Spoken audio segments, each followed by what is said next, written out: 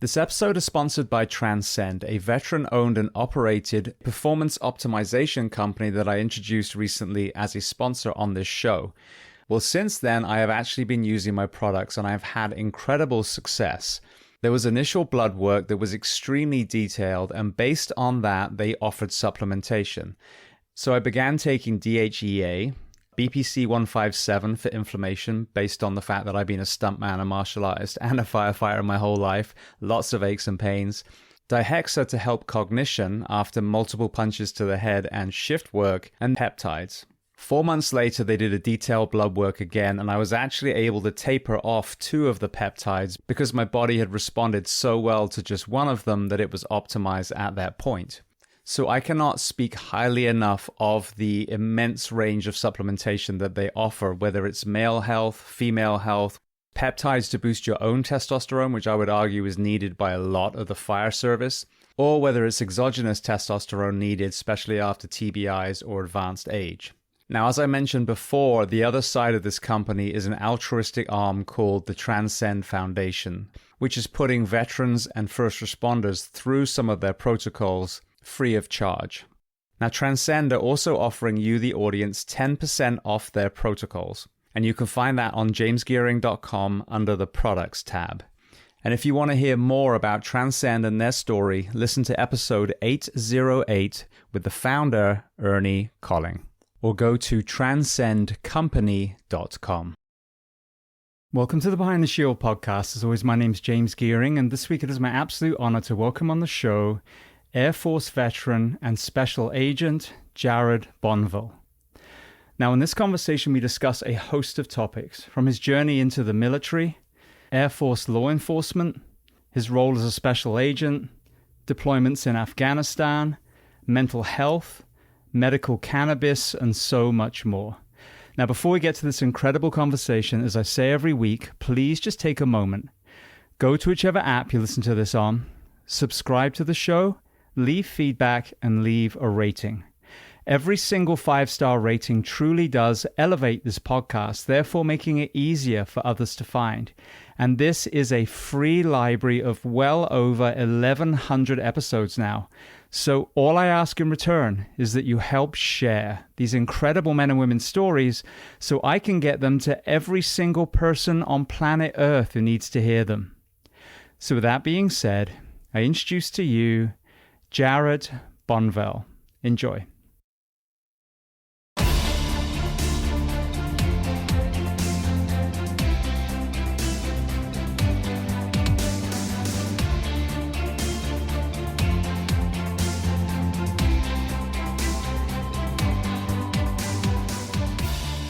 Well, Jared, I want to start by saying 2 things. Firstly, thank you to our mutual friend Hunter for making this connection. And secondly, to welcome you onto the Behind the Shield podcast today.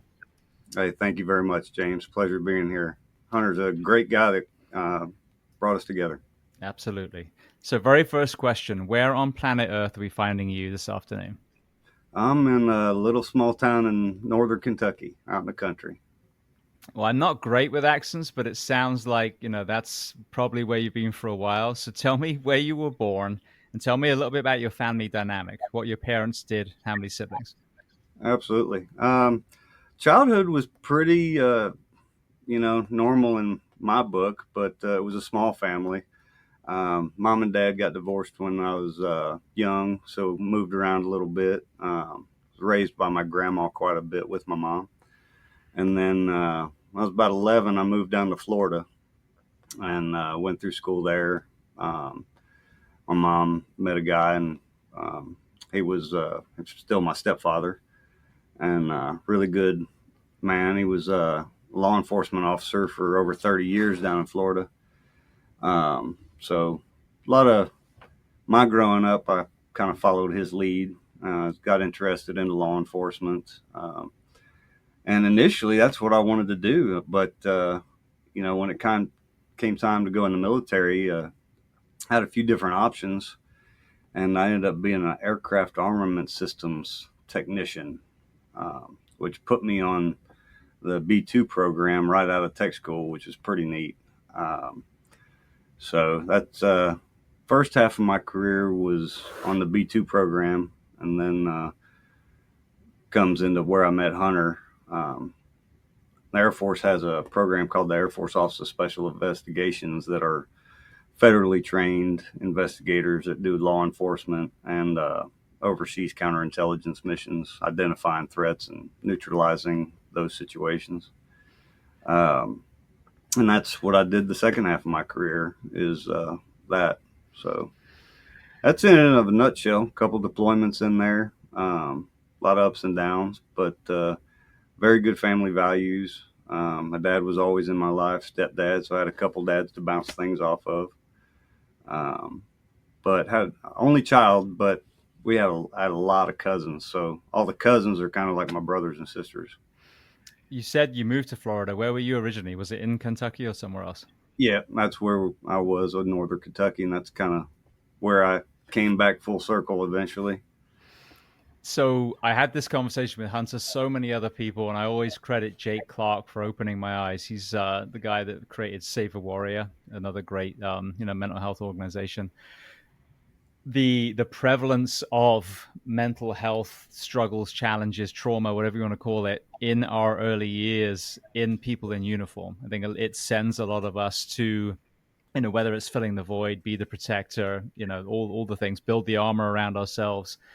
You mentioned that there was good family values, there was divorce, but you're still in contact with both your father and then your stepfather. When you reflect back, were there elements that were struggles that you would have carried with into the job? Oh, absolutely.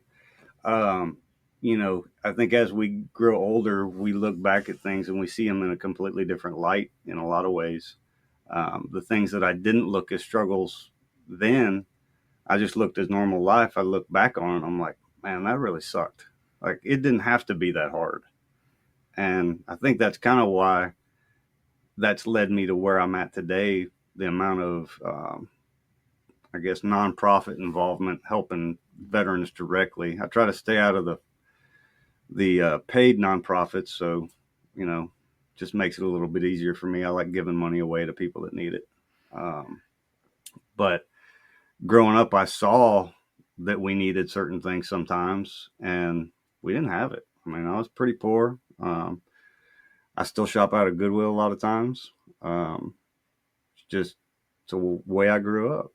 I think I didn't even, you know, 12 years old going to school. You see everybody wearing the sponsored clothes with Nike and Adidas and all that. And I was excited when Kmart sold a pair of Nikes finally because I could get a pair of shoes with the swoosh on them, Um, so pretty humble beginnings, but the military just I like that tribe type mentality.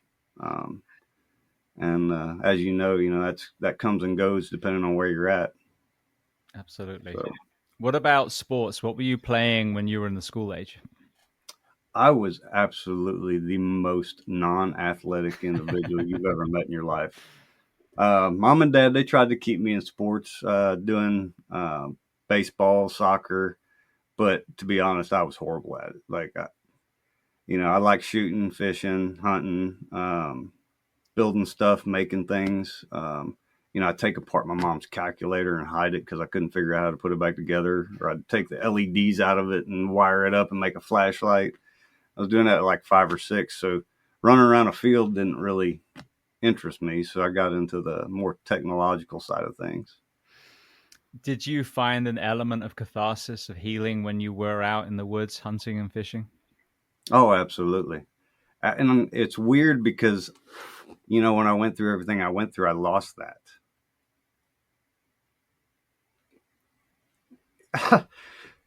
It sucks to even think about what that was back then because um, before the wars, had a bass boat, 20 fishing rods, um, no issues, going out for days, enjoying it. Second, you come back and no enjoyment of anything really. Uh, it's one thing that I can't get over is the emotional connection to those events. It hurt that bad. And these aren't tears. It's weird. It's not tears of sadness. It's tears of like thank God I'm not there anymore. And it's it's more of a sadness that I know so many of my buddies that are in a dark place, but they just keep getting medicated and doping themselves up, and because they don't want to feel the emotion. So now I get emotional when I think like there's still folks out here that are feeling this way that don't have to. And there's so many opportunities that we can provide or that they can get to, but they're being sheltered, being lied to in a lot of ways. Uh, and, you know, with the work that I've done legislatively, speaking to the decision makers makes you even sicker. It's horrible because it's not a conversation of right and wrong or what can help people. It's always about a quid pro quo or a power or money issue. And, you know, to feel this strongly about recovery and helping people and seeing that makes it so much more difficult. If everybody could just get on the same page and say, hey, let's try to work together. And I think we're seeing that now. I truly It only, believe that. I only think I takes 90 years, right? well, I think, I mean, it has. It's taken us to get to, what I would term as idiocracy. And if you ever seen that film, like we are there now. And what's so funny, I've Oh, told this on absolutely. a few times, like the costume designer of Idiocracy was looking for a shoe for this fictional world that no one would ever wear in real life. And bearing in mind, this was made, I think it was the end of the 90s. And they chose Crocs. So, like, Yep. we are there in every shape or form. Like, our president is Absolutely. at the WWE wrestling all the time. I mean, I, it's to a I T. told I told somebody that the other day. If I woke up tomorrow and saw Terry Crews as president and we were watering our crops with Bronda, I'd be like, "Yep, Seems right. so I get it." But I think, just like you were saying, though, I stepped on you for a second. I apologize, but I agree 100%. I am incurably yet angry optimistic. I mean, truly, some people need to be punched in the face, so that's where the anger is still there and it's legitimate. But I think that we are now having an awakening as a society that have been set against each other. Whether it was a Democrat per Republican thing, whether it was a pro or anti-mask thing, whatever the thing was at that moment, the police. But I think now the curtain has been pulled back, and I'm extremely optimistic. And this conversation we're going to have today is one of those examples. I mean, another one, if you want to talk about, just complete mismanagement and government overreach. If you look at COVID, which began on one political party, then carried on another, and the very thing that you said was cathartic was withheld from everyone during that. Oh, don't go outside, don't go fishing, don't go hunting, don't eat real food, don't talk to your neighbors, don't see your family. I mean, The world's greatest psychological operation ever seen. absolutely. And so now we need to reflect and figure out, okay, who were the good leaders? There were some out there, who were the people that were doing things right, and where was the complete fallacy? And to say that was about the people's health when you did nothing about the obesity crisis, for example, that was really what was killing people through COVID, then it was never about health. And I think people are finally starting to realize that there are some incredible humans that care about this country. And there are some people that are just simply, carrion, that are just picking this country apart for their own benefit. My buddy posted a meme yesterday, or posted a little comment yesterday. It says, "If your doctor isn't talking to you about your diet and lifestyle before he gives you a pill, you don't have a doctor, you've got a dealer." 100%. And that it's legal though, and that's what everybody goes to. I saw another one that said, the future doctors are using AI to do their classwork. So you better start exercising and eating right. Yep, That was just as true. exactly. All right. Well, then, so that was kind of the activity side then, and that was a very powerful moment. And I'd love to hear if you circle around to that as we progress through this conversation.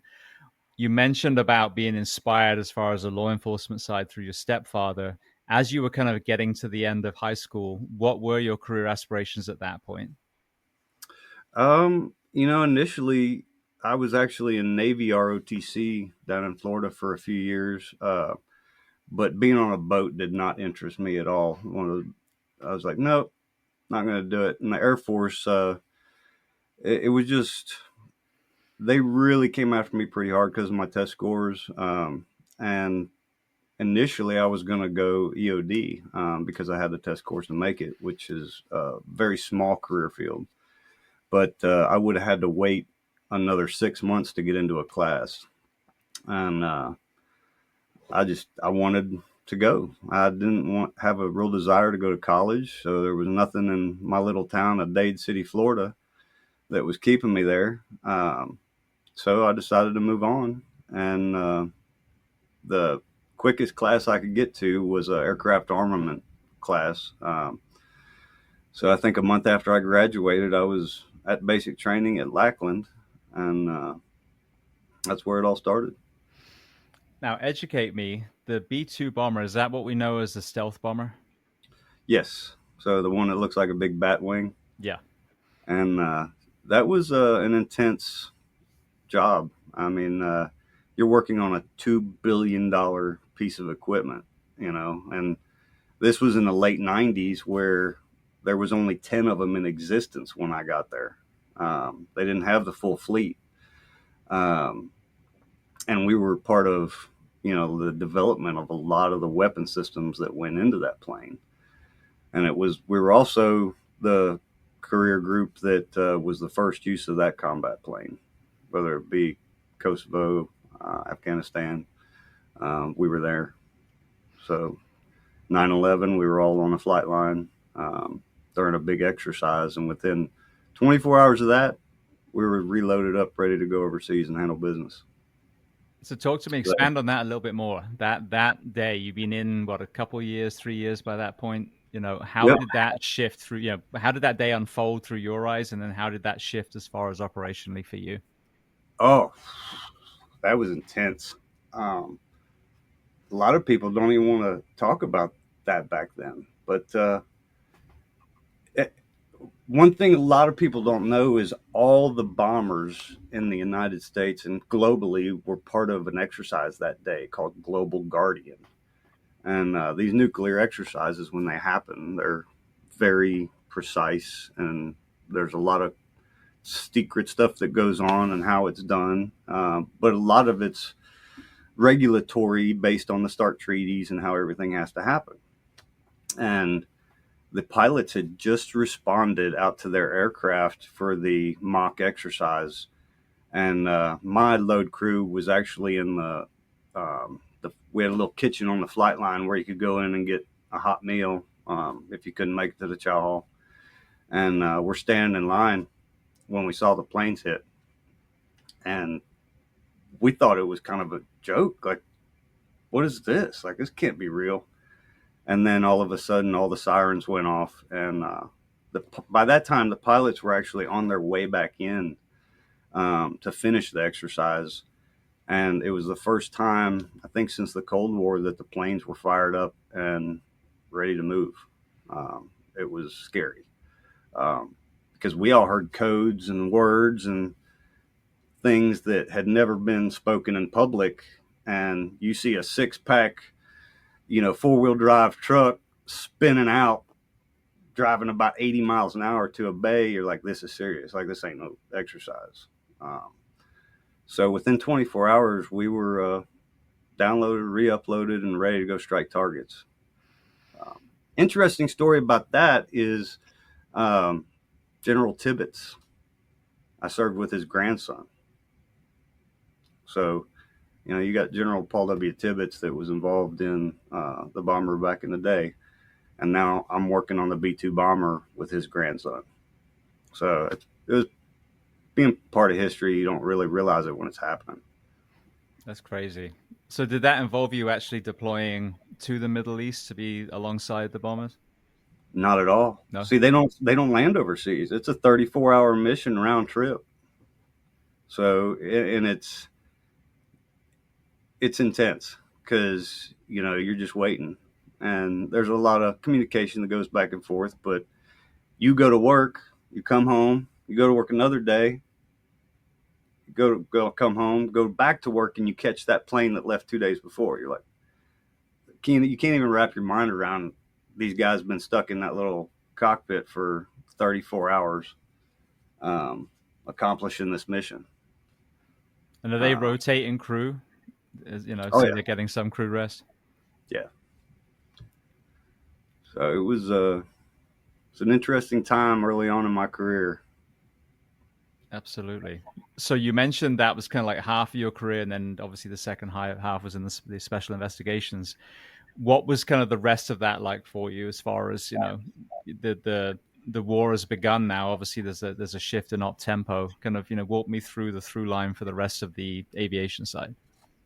Um, After the B2 program, I went to Korea and I was supposed to work on F-16s, on all the equipment like the bomb racks and the missile launchers, the gun systems, but they had a position open for a security manager for the maintenance squadron.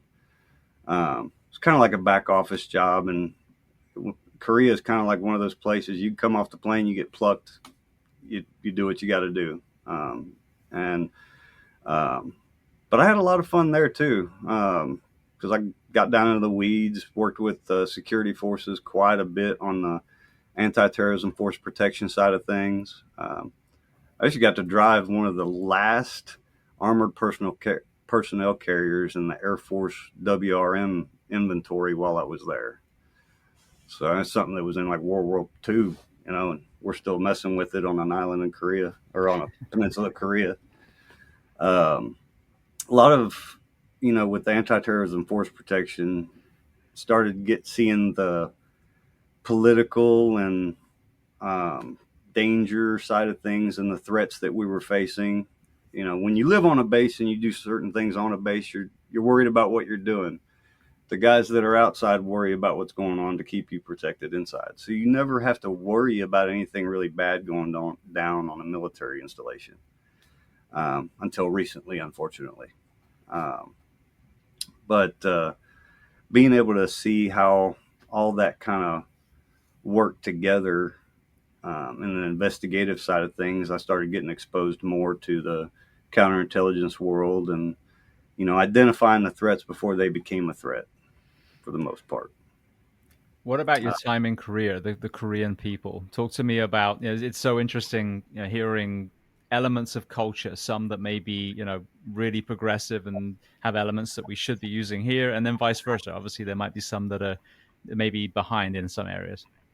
The biggest thing I could say, because I went from Korea to Italy, um, and that was a polar opposite because, you know, a Korean will work 8 days a week, 25 hours a day for very little money and just to make you happy. Like if you're buying a blanket or something on the street from them, two shop owners will start bickering back and forth until you're paying maybe a tenth of the price for one of them. And there's no way they can make money like that. A lot of times it's a show, but they really enjoy the American people. And if you treat them right, they treat you right. But then I went to Italy and tried to set up a house, and an Italian told me this. He said, "Look, you Americans, you live to work. We work to live. Figure that out, right?" I'm like, okay. So, an Italian, they want to work 4 days a week, 7 hours a day, and if it gets done, it gets done. So very, very laissez-faire, right? It's awesome. Like it's the European style of things. Like you shouldn't have to work yourself to the bone every single day to be able to scrape by a meager existence. Um, and that can go a lot of different ways. I think it's the families that support that. You see family values everywhere, but it seems to be a little bit stronger in some areas in Europe, more protected, I guess you could say. Um, there's just so much division here; everything's getting ripped apart. It's interesting if you look at, obviously a lot of Hispanic cultures, as you said, Italian, Portuguese. My mom and my brother both moved there from the UK. You have that community. You have, again, yes, they work, but the tempo is a lot less. And then you have multi-generational households. Rather than, I kicked my son out at 18, now he's got to pay for his own apartment. And then grandma's living in another place over there. It makes a lot more sense to have one home, and have everyone together. And obviously, if the son gets married, then they get their own home. But there's a lot of things that we do, I think that totally miss the boat. And we have people now that have to work two jobs so they can pay for daycare for their children, when the village used to take care of everyone's kids, you know. So I think we would do well to kind of circle round to the way we used to do it a long time ago. Well, speaking of that, we had a reunion of some of my Afghanistan buddies last year, and we were blessed to have our interpreter back here. And somebody asked him, "What's the biggest difference between our cultures?" And he thought for a second, and he said, "You know, when your parents get old, you kick them out and you put them in a home." He said, "I don't care if everybody in our family hates each other. At least one person will stay in the home with the parents and take care of them. That is their duty, their honor duty." And that blew me away. Like, you ain't wrong, buddy. Like, everybody's just putting folks in homes instead of actually caring for them themselves. It's become a business, an expensive business. You start going down that route and see how many hundreds of thousands of dollars get sucked up, taken away from families. Cultures are different. Going back to Italy for a second, it's interesting, you know, as you said, we are, you know, the kind of capitalistic idealism that was sold to us, you know, this chasing the mighty dollar, the monopoly. You look at the progressive businesses now, they're actually going to a 4-day work week, a 4 9-hour work week, you know, with 3-day weekend for these people. They've done it in Iceland, they've done it in the UK, huge success. I know it's taken off here. And it's kind of ridiculed by some people, like you said, you know, I'll sleep when I'm dead. It's like, but you're missing the Why? point. The point is your family. You Absolutely. don't owe it to a corporation that doesn't care. You know, the moment you leave, another person will be there. Same with the fire department, same with the military. When that line is crossed where it goes from, of course, we've got to work, but now you're putting the job ahead of your family. As a culture, I think we've become skewed at that point. Well, I mean, isn't that what every time we talk, we bring up another rabbit hole? When we talk about how mothers were taken out of the household so that the government could get a second tax base. Now they expect both mommy and daddy to work. Who's going to take care of the kid? And then teachers wonder, well, why are you not raising your kids? We're both at work. Like, Yep.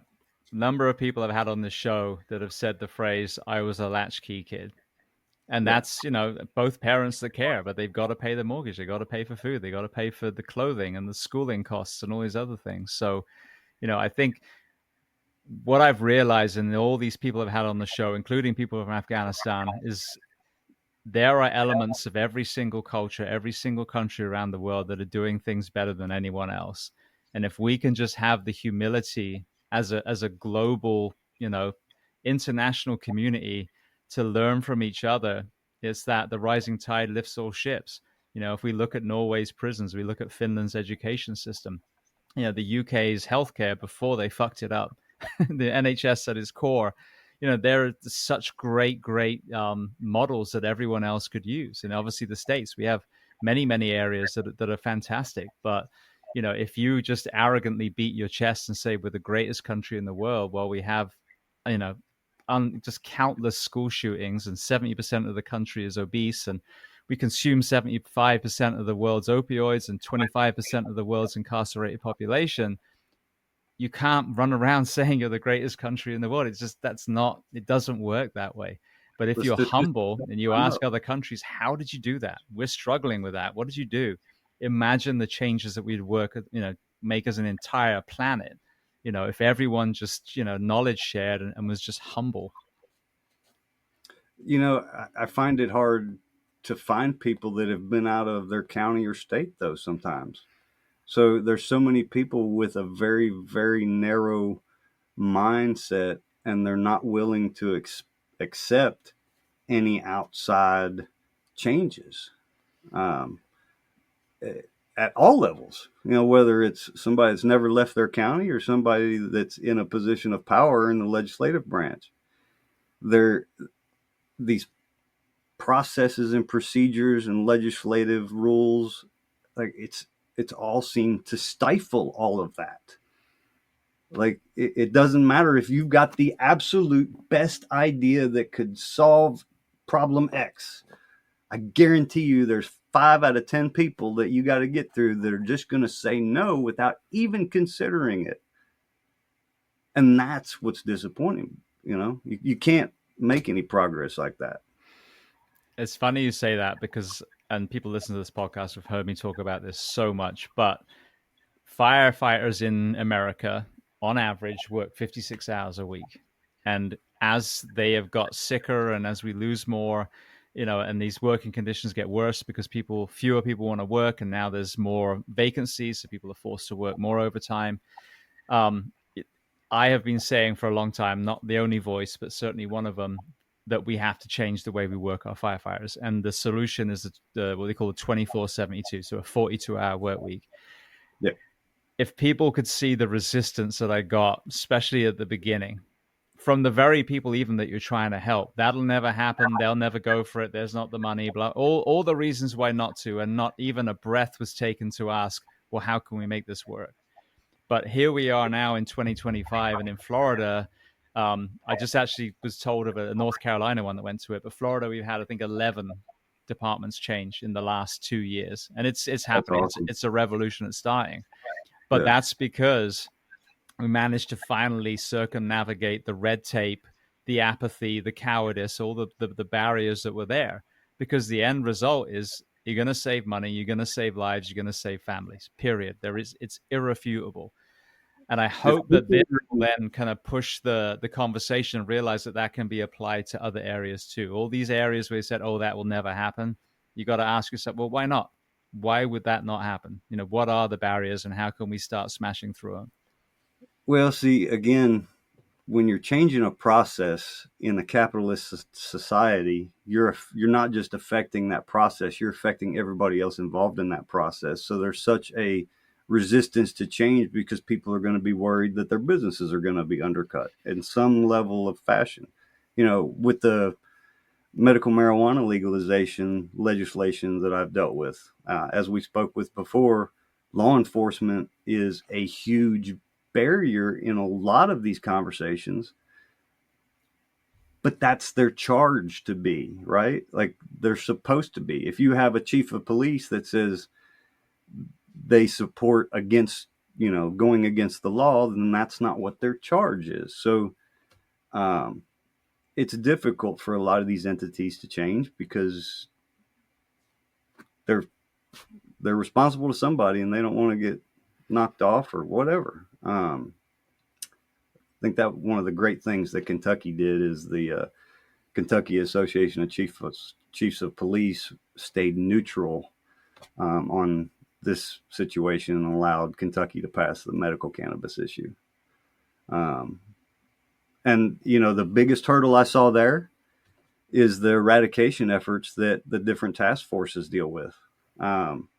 A lot of local departments get so much funding from having a member on some of the drug war task forces that if they lose that money, they can't afford to have that officer anymore. So they think that any legalization is going to lead to less enforcement actions, which it may, which it should, but we're seeing positive change. I was talking to someone the other day, and yeah, I made the statement, which I've said many, many times when it comes to the pharmaceutical company. There's no money in healthy people. There's no money in dead people. There's only money in sick people. And I was corrected, and they said, well, no, there's a lot of money in healthy people. That's where the prevention medicine come. And I was like, you know what? You're absolutely right. I mean, it's still that phrase still makes sense, but if we're really kind of digging a little deeper, and I think this is what has to be understood is, for example, you have this revolution, you change the way we do schools, you serve real food, you get the soda machines out, you put PE programs in. Now the nation becomes, healthy. Yeah, as far as treating disease with medication, there will be a loss. But there's a great opportunity now for the prevention side. The same with supermarkets. Look at all the healthier food that's now in local, Publix and all the other places around.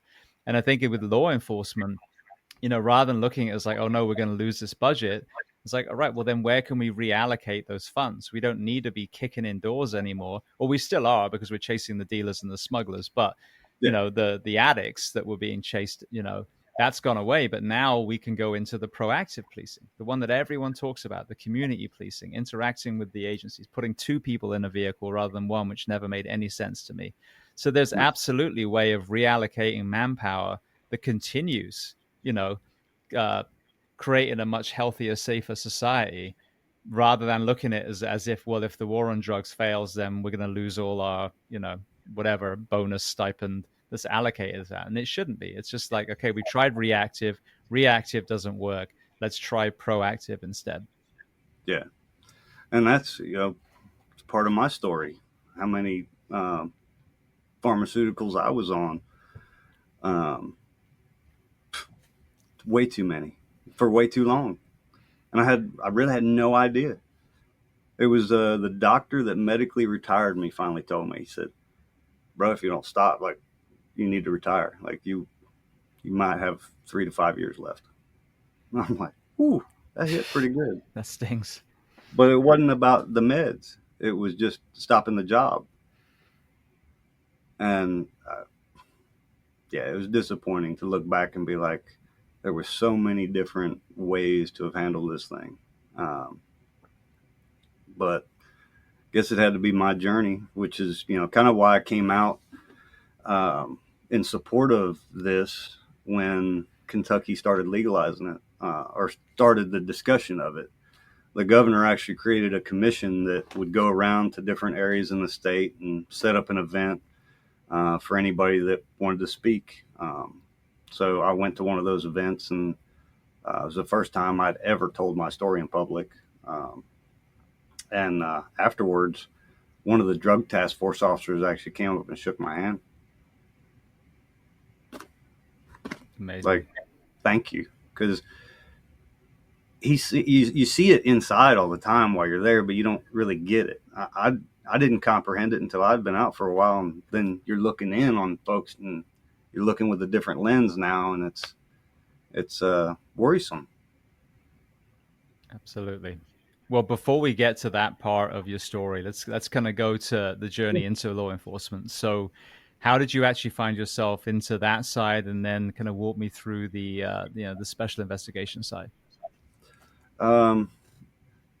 It's kind of or to get into OSI, it's as a enlisted guy, you have to wait a certain time, and then I was overseas, so you can't disrupt an overseas cycle, so you got to wait until that cycle's over. So I knew around Korea time frame I wanted to go into OSI, but I had a follow on to Italy, so I was on the F-16 program there for a few more years, and as I was transitioning out, that's when I started the training to go into OSI. So left Italy in 05, and then went directly to Federal Law Enforcement Training Center in Georgia, and then did all that training, and then stationed in Little Rock, Arkansas for my first place. Worked a lot of drug cases back then too. It's funny how it comes full circle. You got some idiot selling a little nugget of weed on base, and OSI gets excited, like, "Oh, we've got a dealer on base." Like, that's a big deal for, on the military installation. But it's interesting because a lot of those deals would end up to, a cartel buy eventually. I knew guys out west that we'd end up with a small drug bust on base, and I mean small. Two more people up were selling meth for machine guns down the street, like, all within, a day and a half. So you never know where that stuff's going to lead. But again, I was always taught that everything was bad, and these are the laws you got to follow. This stuff's horrible for you. But we'll get to that in a little bit. So first spot was Little Rock, and unfortunately, most of the cases out there were sex assaults or sexual exploitation cases or cyber cases. This is against our own military, by our military? No, actually, it was a combination. It was OSI has jurisdiction over the person, not the crime, really. So if a military member does something in a certain place, that I know any OSI entity could investigate them, write a report, and present that to whether it be a military judge, a federal judge, or local um, prosecuting authority. Um, so we have victims that are civilians. We had victims that were military. Some with connections to the military, some with no connections. But really, the key was, what did the person do, and if they did it, then we have jurisdiction over it if it's felony level and above. Um, and one really good thing I'll say about OSI is they're one of the most thorough investigative agencies, to an annoyance. Um, like, even if an investigative step doesn't make sense, a lot of times they'll do it just to prevent somebody from saying, well, why didn't you do this? And that's not just for the law enforcement side of things. It's more for the legislative side of things. When mom or dad has a situation that their child was involved in the military, now they're going to be calling their congressman saying, hey, this happened and I want it investigated. So then a congressional inquiry gets started, and all those records have to get back, and you have to basically look at, okay, what is the craziest question you're ever going to get about this case, and investigate it. Local PD's suicide case might be 3-4 pages. Ours might be 400 to 500. Oh, wow. Because you're trying to find root causes and ways to change processes, support the entire process, and be as open as you can about it. I've had quite a few people on here. Some were victims of sexual abuse when they were serving. Others were, again, law enforcement side. And there seemed to be a kind of running theme that a lot of them were surprised by the prevalence of sexual assault in the military. Was that something you experienced too? Um, I wouldn't say that was the weirdest thing. I would say the manipulation of the system was the weirdest thing I saw. Um, and not as early on, but as the laws started to change and the terminology started to change, um, things became blurred. It almost weaponized part of the justice system. And I don't say this just for victims, but even people that are defending against it have been caught up in this before. I had several cases that were actually disproven where somebody created this story, um, to better themselves. The Air Force had a program called expedited transfer. So if you were sexually assaulted and you reported it, the command had 72 hours to make a decision whether you were moved or not. And I'd never seen one denied, but it didn't allow for any investigative steps to be taken, really. The investigators weren't involved. And I saw that weaponized. We actually had one case where somebody came in and said, it was actually a female on female, said, I was raped by this girl. We didn't know that a phone call took place a couple months prior from her friend to the so-called suspect, saying, if you don't stop telling people that y'all slept together, we're going to claim you raped her. And this was a sexual event that actually occurred in public in front of other people. But nobody would say anything. So the person that was the suspect was actually the victim, because it was a false accusation. And they were so scared to say anything that it took 5 months of investigation to open up some of those things. And nothing ever happened to the person that lied.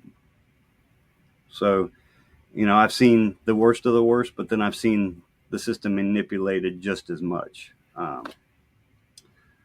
It's disappointing to see. I will say that the federal government, every case that I submitted to them was prosecuted to absolute perfection.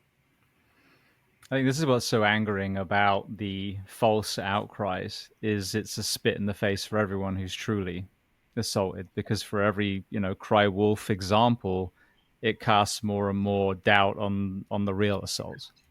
Unfortunately, yeah. And it's interesting though, because the military has done so much to support any type of victim. Like a sex assault victim now gets a counselor, an advocate, and a lawyer, all three. And they don't ever have to talk to an investigator if they really don't want to. Um, that hampers things, but the government or the military has bent over backwards to help folks in those times of crisis, and to see some of those situations where it's abused is very disappointing. Um, Yeah, but absolutely. I mean, that's just a societal issue. If there's something somebody can take advantage of, they're going to at some point. I've made this conversation or this observation a lot recently. What I've seen is also the danger is then people focus on the abusers to disprove the system. So, perfect example, we in law enforcement and fire and EMS, we see the abuse of food stamps, government housing, etc. Where there'll be Escalade on the front driveway, and then the kids are in rags, there's barely any food around. But so that will be used as an example. This is the welfare abusers and all this stuff, but no one ever talks about the other 90-95% of people that use that to get back on their feet, the success Mm-hmm. stories of welfare, for example. So same with the kind of half-ass attempt at not even decriminalization, but not arresting addicts in Seattle and some of those places without putting the tools you need to start healing people in place at the same time.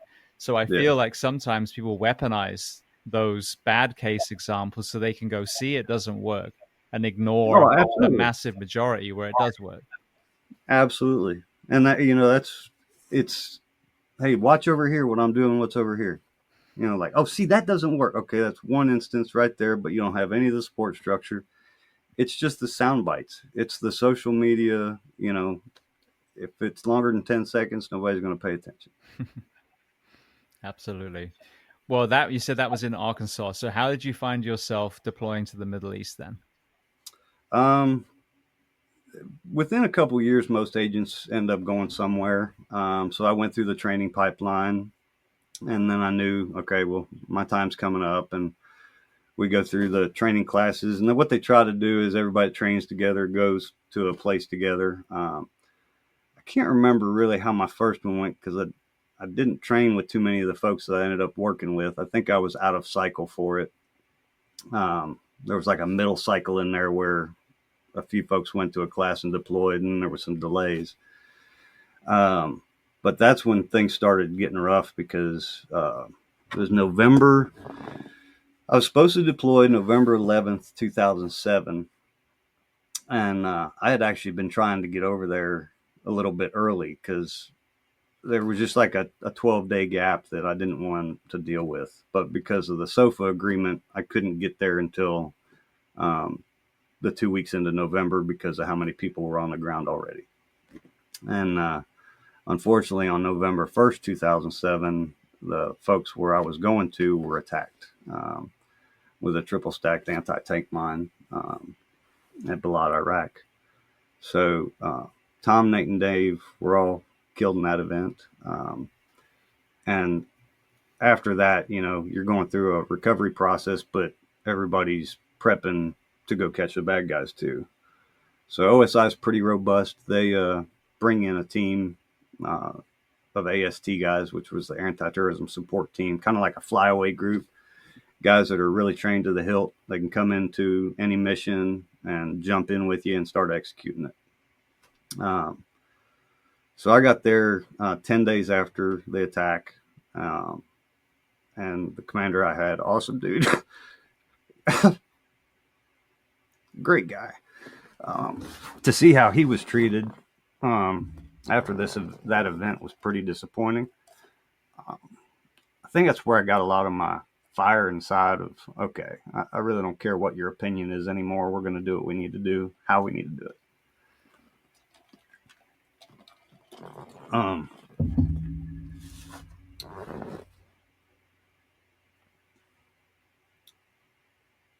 We'll call him Major G. So,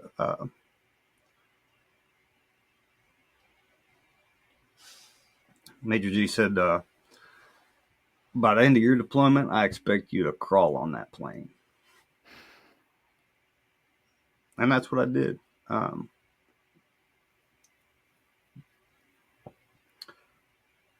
It was weird though, because like I had during the missions, it was all go, go, go, go, go.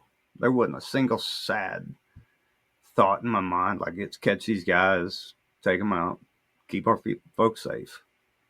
Um, these emotions didn't exist back then. Uh, so 6 months goes by, catch a lot of them. That's a whole nother story. It didn't go too well. But within that 6 months, the folks that you met and the folks that you went on missions with, like, that's your family. That's the brotherhood. To this day, I call some of them up right now and I know they'll answer. And at that point, I wasn't on any type of medication. But then the coming back process is weird. The Air Force has a program where you go somewhere for a few days and then to supposedly relax. They make sure you're not going to lose your mind or anything. And then you have to be back at work for the next 2 days. So you go from a combat environment, 3 days of relaxation, 2 days in an office stateside. And the only really thing anybody's worried about is you sitting behind a computer doing computer-based training. I mean, literally, it's fire extinguisher safety, how not to respond to phishing emails. Like, you go from a combat environment to that. So I had 16 hours of computer-based training. I was ready to throw the computer through the wall. I'm sure. Like, you can't do that and then come right back to that. It just didn't make sense. So I go on vacation a couple weeks, come back, and I'm sitting at a conference room table, and there's a young lady across the table from me talking about something that was, in the environment, it was the right discussion to have. She wasn't doing anything wrong, nothing derogatory at all, but to me, it was so minuscule that I was so angry. Like, this has nothing of importance to it. Why are we wasting time when we could be out saving lives? And I had to get up and walk out. And my commander then walks out. I was like, what's going on? I was like, I don't freaking know. Like, and then that's when the dope started. It's like, I go to a doc. Here's some effects for XR. This will work. And it did. It really worked great. Like, it brought everything back to normal. I wasn't as angry. I was a little bit calmer. But there was a lot of ups and downs.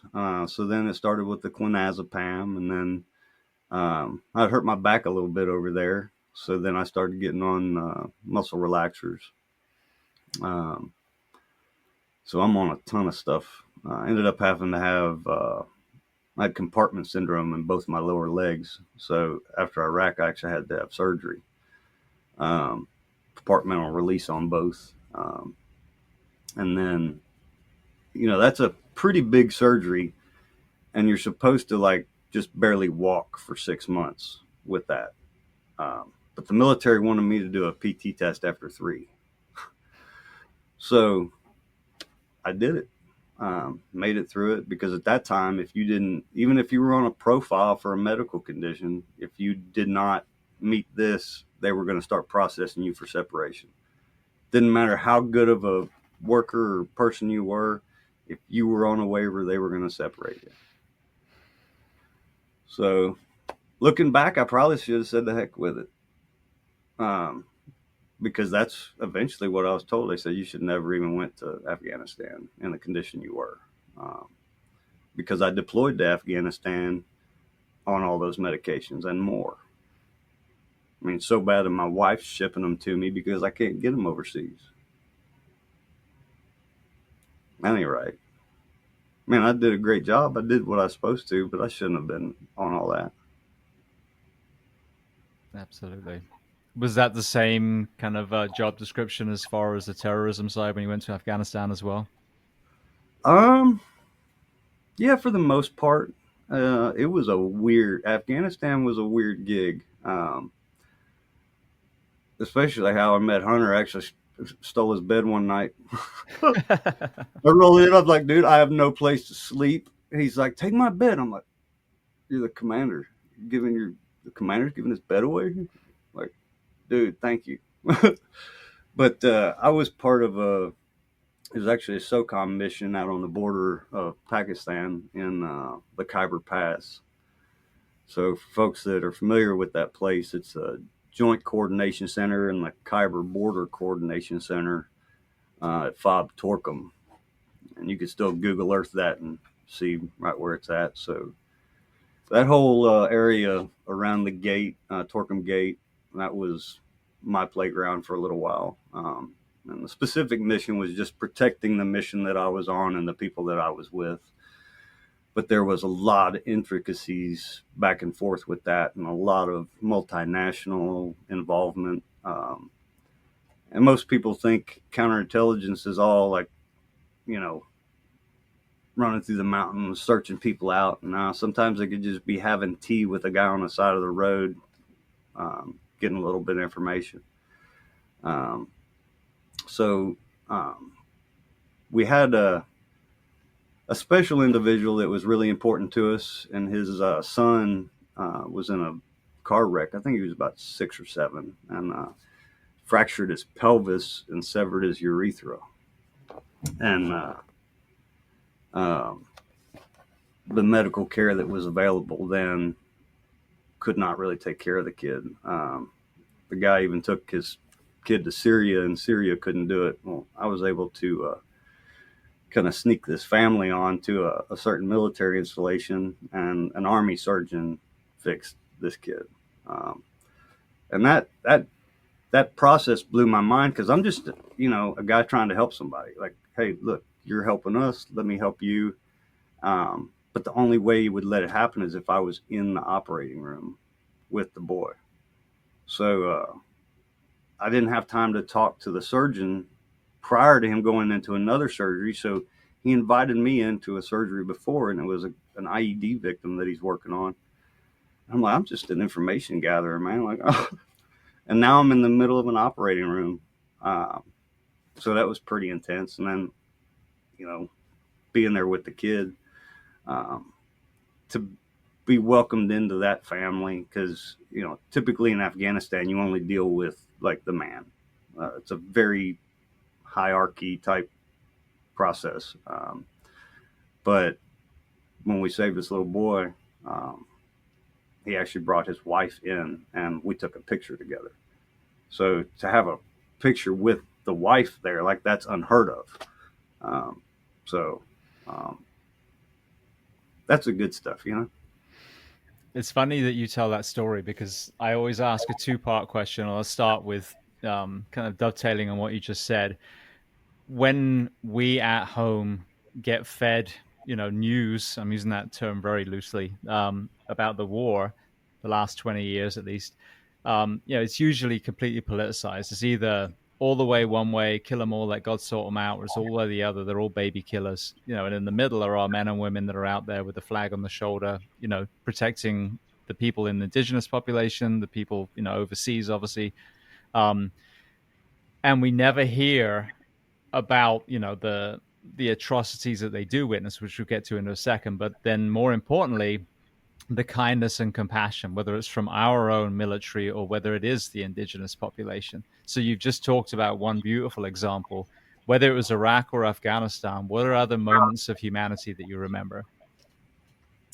I think the first one that really blew my mind in Iraq was we were along this canal, and we walked into this village, and the kids got so excited, and they wanted to take us to show us their animals that they had been raising. Like, the parents had turned over the little bricked off area to the kids, and the kids were raising animals. And like, I'm in full kit, and this kid walks up to me with a lamb and just hands it to me. Like, it's cool. Like, it's there's so much humanity all over the place. Every person I met that was not extreme, or what's the word, had not been exposed to extremism, was the most kindest person I ever met. I mean, folks with nearly absolutely nothing would stop and start making us tea. And, they tell you there's two things you don't want to talk about, and that's politics and religion. And all they want to do is talk about kind of politics and their religion. But if they hadn't been extreme or, exposed to a lot of extremism, it was such a simple understanding of God and a higher power. Now, whether you call that Allah, God, or whatever, Yahweh, it doesn't matter. It's a higher power to them, and that needs to be respected.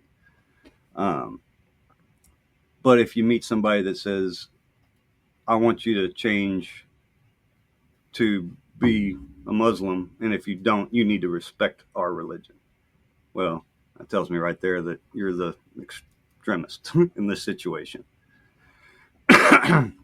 And that can be, just within a few different villages, you can get that polar or opposite idea. And a lot of it has to do with the tribe.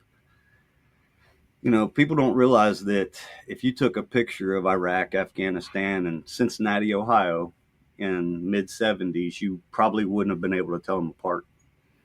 Their architecture, their people, their clothing, all the same. But then when all the extremist ideology started getting pushed and the Sharia law and the Iranian influences, people forgot where they came from and they allowed this horrendous activity to occur. Um, One of the other side of things where I was telling about that guy bringing his wife into the hospital room, um, on the polar opposite side of that, one of the first guys I talked to in Iraq were in his living room, um, just started talking, and his wife walked in and he yelled at her, told her to get her ass out, um, and said a lot of derogatory things about her, and basically said she belongs in the kitchen, in the ground, or producing the children. Like, that was his extreme view. Us as military members, we have to utilize this individual if they're in a political power leader. Um, we can't change their thoughts, so we have to be around that and accept it. And I think that's why you saw a lot of women making a lot of progress in some of those roles. There's a lot of, one side of the fence that says women shouldn't be in combat, one side that says she should. It's up to the person. I had a lot of women on my teams, and they did great. Um, they met the standards, no issues, and they got a lot of information out of the ladies in the kitchen. It's like, because when the old men aren't around, the lady may say something. That could be the difference of us getting a huge piece of information and not. It's funny when you were talking about the extremism, and then you look at, the way, and I'll pick on Christianity because that's what I grew up around, the way that some of that is pushed on us here in the States. I personally believe that it is an individual conversation with a higher power, individual, that person's relationship with God or whatever they want to call it. And I truly think that you could take the universal, doctrines of all these different religions and whittle it down to a page that just says, don't be a dick. That's it. That's actually our house rule. There we go. So, whether you're talking, because again, that kind of chauvinism, you could absolutely hear from an American or a British and Australian man saying women belong in the kitchen or making kids. Go get me a sandwich. We've heard that. So that Yep. transcends cultures as well. The kindness, compassion, the humanity and the other side. And, hearing, for example, the extremism, one of the things I know that's really created like moral injury on a lot of our warfighters is, as you said, when they have to respect the local laws and they've seen the abuse of women, the abuse of children, the special needs, family member that's chained up in the backyard and they're not able to intervene. And I think, it's so interesting hearing, as I said, the boots on the ground conversation, the men and women that were actually there, not Fox News, not CNN, not Trump Correct. or Biden, but the people that we sent over there. And what you end up getting is yeah, over there, most of the people were beautiful people. You know, the dad would be fixing the car and the mum would be with the kids or whatever it was. And then you've got the horrible people, just like we have in America. So when you humanize our air quotes enemy, all of a sudden you realize that it's not a black and white conversation. Absolutely. Yeah, definitely. Um, it really is in those countries, there's such a huge gap between the people and the leaders too. Um, you know, Humans are a commodity in those environments. Yeah, and I think they are here. It's just it's different. Oh, It's absolutely. not as violent, but it's more insidious. I mean, again, not if 70% of the population is obese, how many of them are on drugs? How many of them buy fast foods and sodas? You know what I mean? How many in the failed war on drugs are incarcerated that are now free labor for industry that's using prisoners for their labor? You know, it's the same kind of thing, but ours is Self-licking just ice under cream, the disguise of democracy. self-licking ice cream cone. Mm-hmm. Well, so you're in Afghanistan. You're on all these, psych meds now. Walk me through the transition. The homecoming element from that deployment. Um, Homecoming was interesting because I didn't drink too much while I was over there. Everybody sneaks a little bit here and there, but as I got back, or as I was flying back, because of who I was and when I was flying, I ended up getting put on a Delta flight the last part of the trip. And, the stewardess and the pilots, they know if you're a military guy coming from a mission or something, and they take really good care of you. And this plane was half empty. They put me up in first class. And, I mean, I think I still had my beard on, and I had a big Afghani blanket, and my Afghani hat. Like, I looked like some dude walking down Kabul Avenue. Um, and the stewardess just kept bringing me vodka and cranberries. And when you haven't drank a whole lot in a year, and you slam 4 or 5 of those, you're pretty wasted. I don't remember the flight, but coming home, um, a couple of my buddies who were Little Rock cops showed up, and I remember walking to them. And over the speaker, he said, "If you see anything suspicious, please notify local law enforcement." And I couldn't. They got me in one in each arm, keeping me up, like because I could barely stand up. My wife and daughter there, they were pissed off because I'm shit faced. Like, and I had no comprehension. Like, Daddy's been gone for a year. Yeah, let's show up shit faced coming home. Um, and uh, yeah, that was not a good. I woke up the next morning, laying across the bed, and looked around and realized I was home, and my wife and daughter were in the living room, asleep on the couch. So I'm like, oh, I screwed that up, didn't I? So with drinking the pills just got worse from there. Um, and then right after that, or like 2 weeks after I got back from Afghanistan, I got sent to Montana, and I was a superintendent of the detachment out there. So I was in charge of operations basically for the entire state of Montana and Alberta, Canada, until my retirement. So what was that kind of downward spiral for you? Was it kind of post transition, or was it kind of did it straddle both? No, it was definitely when I got back from Afghanistan, because I still had that energy of, we've got to go, go, go, go, go. So I'm still working 10, 12 hours a day every day, minimum. And then there's nights where we're not coming home, or I'm sleeping on the couch at the office. My wife's bringing me changed clothes because we got called out on a suicide or something. And you only got a handful of people to handle the entire state. When something pops off, everybody's on deck.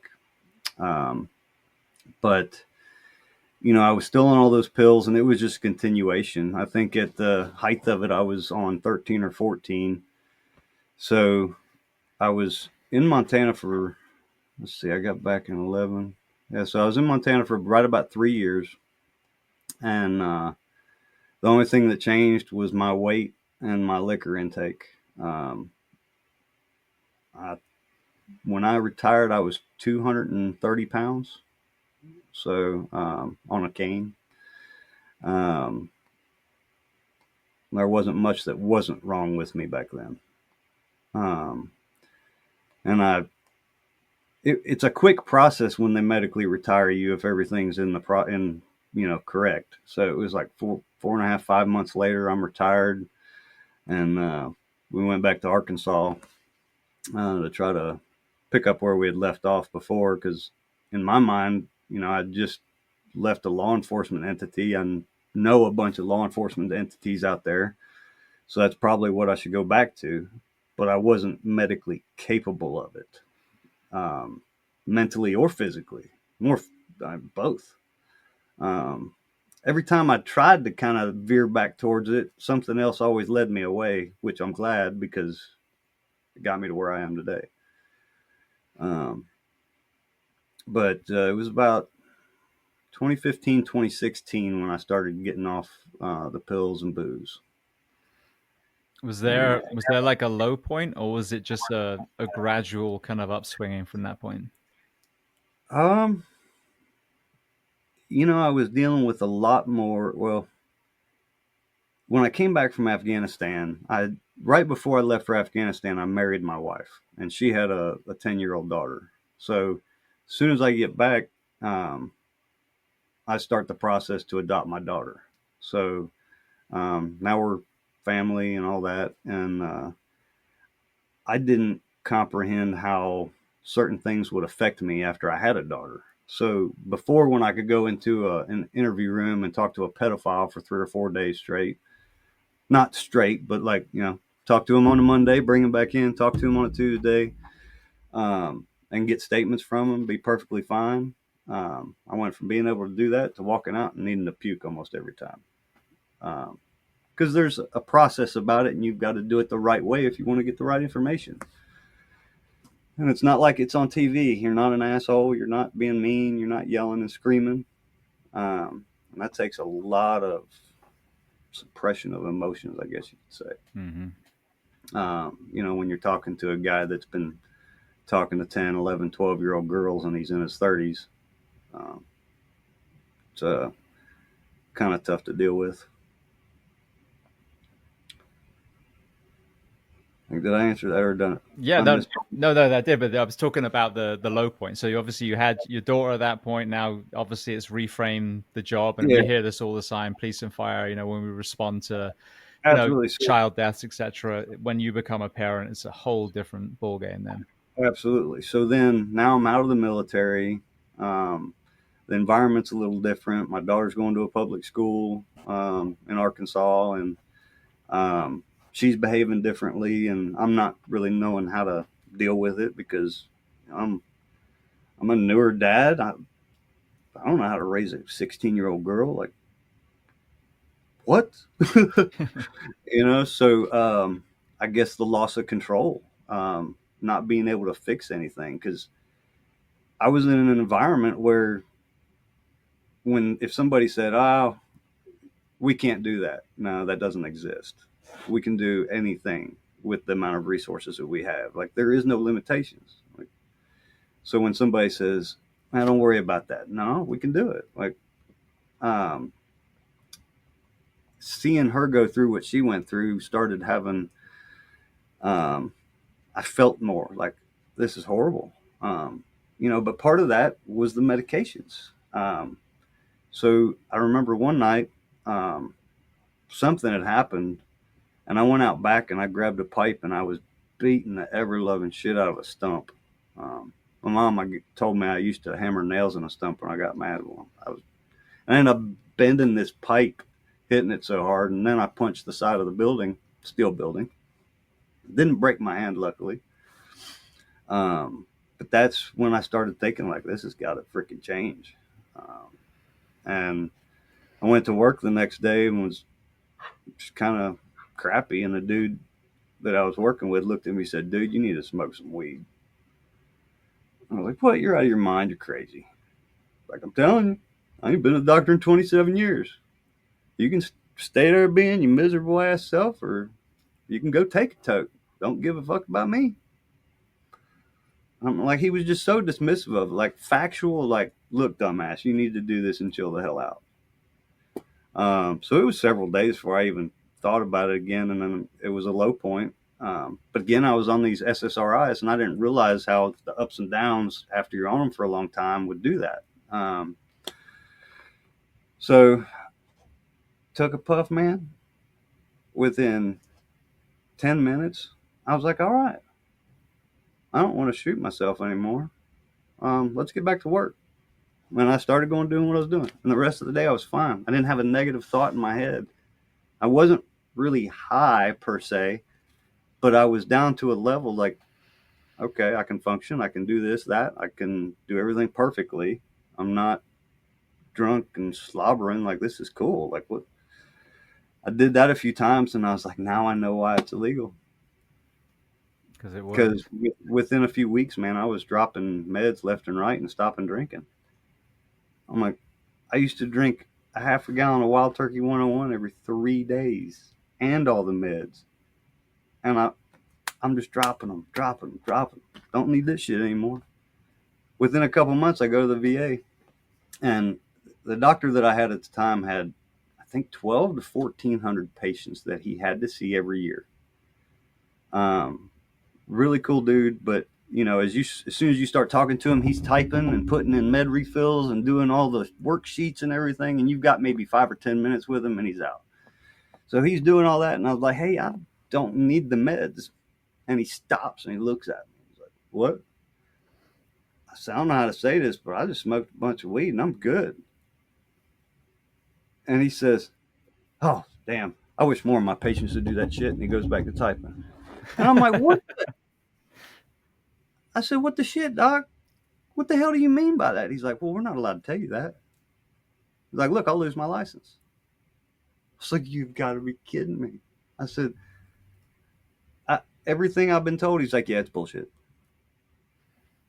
And then I started opening my mind and started reading and started seeing all the interconnections. And the uh, the biggest problem I had was the effexor, and that's where the psilocybin mushrooms really came in handy. I had a coach that I worked through with that, and it was nothing like I was ever told. It was nothing like I'd ever even assumed, because of how it was used and how it was presented and what I was going through at the time. Um, which, going back to the research of what these medications do to you, Effexor XR sits on the same receptors in your brain that the psilocybin tries to work on. And the withdrawals from the Effexor XR were so bad that it didn't allow the psilocybin to truly give the, I guess, what you call the psychedelic effect, but it took away all the side effects and brought things back to a normal level. So instead of what some people would call a trip, it was just normalcy. And that blew my mind too. I was like, again, this is why it's illegal, because it works.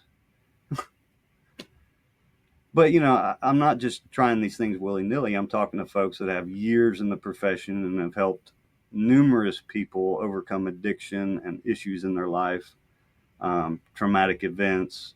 And up until then, this is a society that doesn't speak out loud because they're targeted. Um, it's like, oh, okay, you guys aren't the bad guys. You're the healers. Cool. How did you make that shift? As I alluded to earlier, your community is such an important voice when it comes to what we're seeing now as far as the therapeutic elements of ayahuasca, whether it's psilocybin or 5-MeO DMT or MDMA, that we're seeing having incredible results. But these are the drugs that, if you watch the 90s cops television show, that we were, they were chasing people down for a bag of weed, a mushroom, whatever it was, and hooking them up after a 5-mile car chase. So how were you able to make that shift from I have been told that these are bad, I have had to enforce these laws, to questioning the very origin of that law in the first place?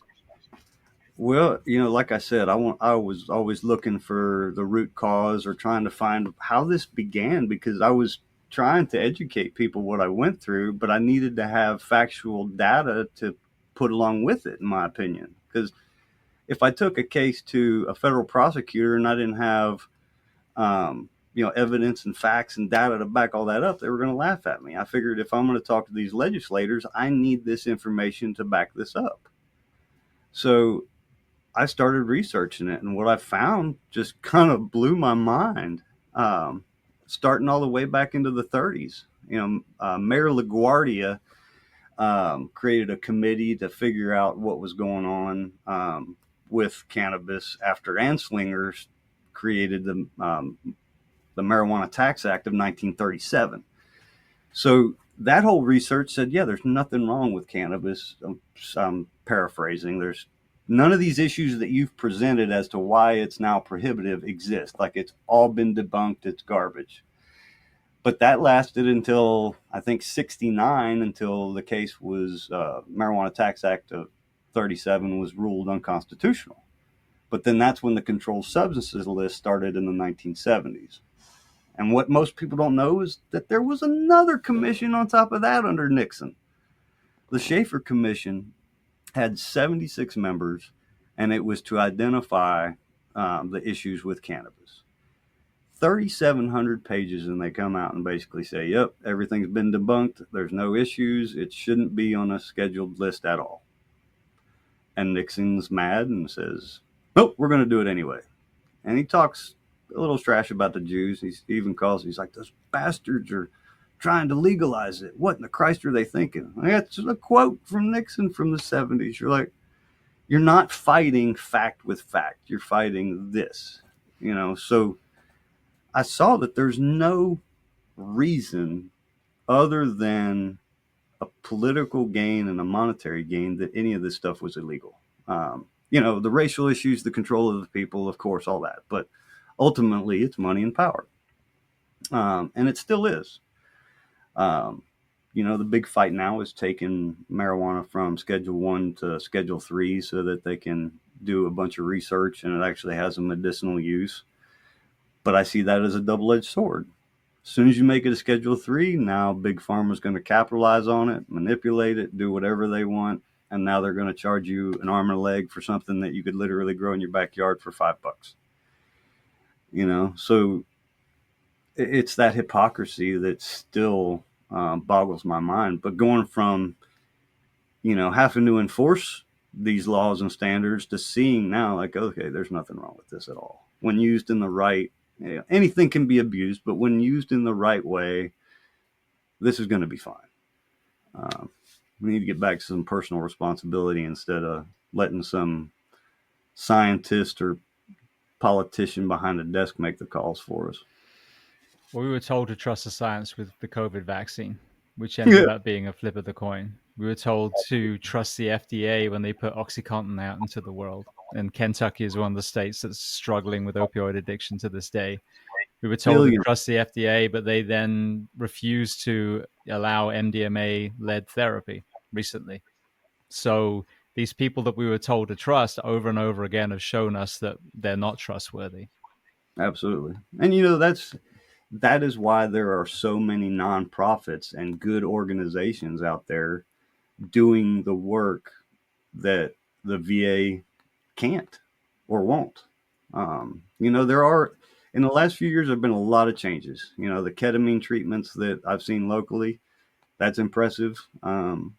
But they still got a long way to go. The nonprofits that I've seen, a lot of them, you got to be careful. There's always somebody trying to make a buck and just take advantage of folks. I understand that the MDA therapy issue was actually part of some of the research that was going on. One of the providers in that ended up having I think a relationship with one of the people that were involved in the study. So that kind of skewed some of the numbers. Because, with any of these natural medications, they can be euphoric. And just the fact that you're going from such a traumatic state to something better whenever you're with somebody experiencing that, it can be emotional, and you don't want somebody to take advantage of that, Yeah. whether male or female. I've seen both happen. So it is not just a male on female issue. It is not. It's all the way around. Absolutely. Well, expanding on that, I've told this story many times on here, but it needs to be told to preface, this whole concept. As I mentioned, my brother and mother moved out to Portugal about 25 years ago. And when I started this podcast, a year or so in, my mum said, "Did you know what they did about drug prohibition in Portugal?" I was like, "No." And she said they had a horrendous addiction problem here, one of the worst. And I say this every time. I got to look it up one day, either Europe or the world, one of the two. But even if it's just Europe, that's huge. And Portugal is a very truly, democratic country. Like they actually listen to their people. And what they did is like, look, we've tried this American war on drugs model. It is not working. So we are considering trying something different. And I sat down with the guy who spearheaded this, João Goulão, when I was in Lisbon. Um, and they said, what we're going to do is we're going to treat addicts with the medical community, not the law enforcement community. So they put the money, and this is the important thing, they took the money from the war on drugs, some of it, and they put it into addiction counseling, mental health counseling, job creation, housing. And their whole thing was, let's help these people deal with whatever it is that they're trying to fill the void with drugs. And in less than 10 years, they went from the worst addiction to the lowest in Europe. Mm-hmm. 8 years it was. So when I kind of heard this, and obviously you've got decriminalization and you've got legalization, but in that model, what they do is if you are caught with a user's amount, like in cops, instead of being chased around and televised, you're brought into an interview. It's not even an arrest, and you're basically educated on all the resources that are available to you. Now you've Yep. got these people that were in the shadows, that were in the clutch of the underworld, that are now told, look, you're not going to have, an arrest record, and we're going to give you the resources that you need. And so most people do want to get better. So when that stigma and that fear of arrest is taken away, most of them came out and said, put their hand up and said, yeah, I do want help with this. And you have, again, as we alluded to earlier, that small group that sadly are still addicted to this day. But even them, they've got safe injection sites and clinics where they'll take their opioid, they'll be watched for, until they know it's safe, and then they go about their day. But hearing that, we've sat down with Zhao twice, and then so many other people that are kind of from your community that are leaning into the same thing, understanding that the prohibition of drugs came on the back end of the failure of the prohibition of alcohol and became job justification and basically racism through Harry Anslinger.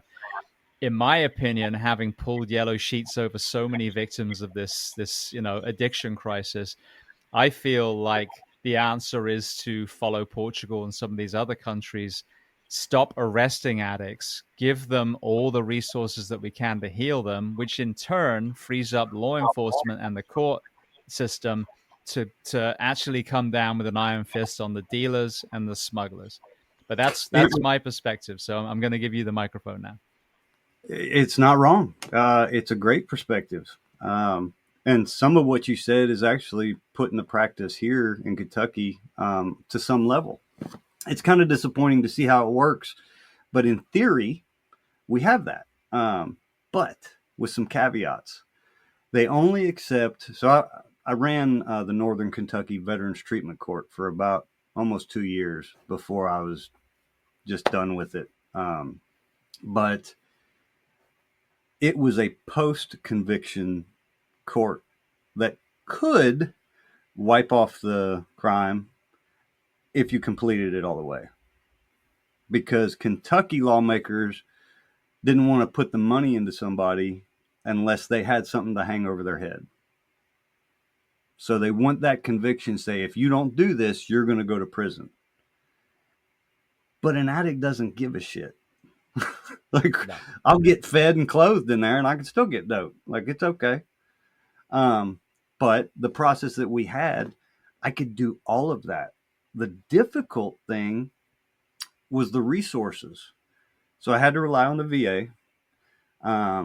There was what they called a wrap provider, wraparound services. So I would call these people up, and they could get them a job, they could get them clothing, they could get training on certain aspects. The resources were there to give out for the most part, but then um, like housing, it was easy to get a homeless veteran housing. What was difficult is get them to not do the drugs in the housing so that they didn't get kicked out of the housing. Um, but if I needed, um, certain things here and there for these folks, there were a lot of difficult things. A lot of times it had to deal with medical insurance. Okay, well, your insurance is you're on Medicaid, you only get 90 days in this treatment facility. Well, this facility doesn't take TRICARE West or TRICARE East or whatever, so you can't go there. But somebody right off the street could, but a veteran can't because they've got Medicaid or TRICARE. So you just want to send them to the VA. Well, in my opinion, the VA treats a lot of things the same exact way. So you got PTSD from a sexual assault, it's treated this way. Well, you get PTSD from war, it's treated the exact same way. Well, you can't treat those two people the same. They're not going to respond the same. And that's what the system does. It's not as tailored as it should be. So, from my experience, a lot of the nonprofit veteran-specific recovery and rehabilitation programs that have a dual diagnosis, whether it be substance abuse and mental health conditions, that are outside of, it's still a clinical setting, but it's for veterans that have come, a lot of them are vets and first responders because it's so similar. In a lot of ways, I think first responders are more traumatized on a regular than military folks because you do it every day. Like military folks really only do it when they deploy. There's some hard times other places, but it's not every single day like law enforcement or firefighting. Mm-hmm. Yeah, absolutely. And even with that wraparound thing, I had a guy on Rob Banghart who was a homeless veteran. That's good, a homeless addict, excuse me. And he lived, and I didn't even know this exists. Underneath Las Vegas is an entire network of sewers, and there is a huge homeless population that lives under there. And Rob ended up, again, through finding the right kind of people, through counseling and everything, ended up getting clean. And now he spearheads a nonprofit that does exactly what you're talking about, not just getting someone clean, but looking at the housing, the job creation, building the community, all the things that will empower someone. Their environment encourages them to thrive rather than fall into addiction. But like you said, prison, perfect example. I've had so many people from the correction side, from the prisoners themselves, that have all said, oh shit, yeah, I can get drugs so much easier in prison than I could out of prison. So we're sending these addicts to prison who are then, ultimately getting deeper into addiction because you've taken their freedom from them, you've taken their community, and they still have access to drugs. But now those drugs are also currency from predators as well. So there you've got even more trauma.